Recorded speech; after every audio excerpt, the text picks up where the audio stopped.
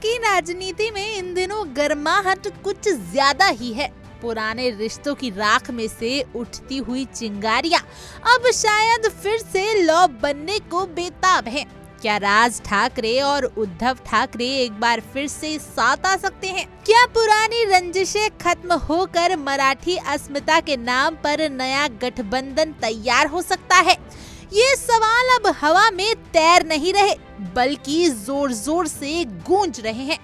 मनसे प्रमुख राज ठाकरे के ताजा बयान ने राजनीतिक गलियारों में हलचल मचा दी है। एक पॉडकास्ट में राज ने साफ कहा कि महाराष्ट्र और मराठी मनुष्य के हित में आपसी झगड़े तुच्छ हैं, साथ आना मुश्किल नहीं। उन्होंने कहा बस इच्छा होनी चाहिए। इतना कहने भर से ही अटकलों का दौर शुरू हो गया। क्या वाकई ठाकरे बंधु फिर एक होंगे? लेकिन कहानी में ट्विस्ट तब आया जब उद्धव ठाकरे ने भी प्रतिक्रिया दी। उन्होंने समर्थन की बात तो की, लेकिन अपनी ही शर्तों पर। उद्धव ने कहा कि अगर लोकसभा चुनाव के दौरान जब वे उद्योगों के गुजरात पलायन की बात कर रहे थे तब राज उनका साथ देते तो आज महाराष्ट्र की तस्वीरें कुछ और होती। अब विरोध और फिर समझौता, ये राजनीति नहीं चलेगी। उद्धव ने दो टूक कहा। उधर शिवसेना नेता एकनाथ शिंदे की हालिया मुलाकात ने सियासी पारे को और चढ़ा दिया है।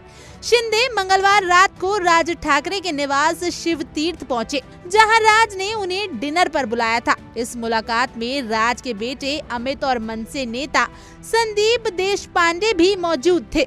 यही नहीं, महाराष्ट्र सरकार में उद्योग मंत्री उदय सामंत भी शिंदे के साथ थे। नगर निगम चुनावों से पहले ही हुई इस मुलाकात के सियासी मायने निकाले जा रहे हैं।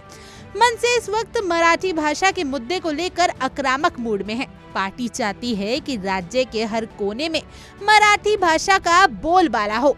ऐसे में अगर अब शिवसेना और मनसे का साझा एजेंडा बनता है तो आने वाले मुंबई नगर निगम चुनाव में एक नई धुरी तैयार हो सकती है। अब देखना ये होगा कि क्या ठाकरे बंधु सिर्फ बयानबाजी तक सीमित रहेंगे या वाकई ही हाथ मिलाकर महाराष्ट्र की राजनीति में नया अध्याय लिखेंगे।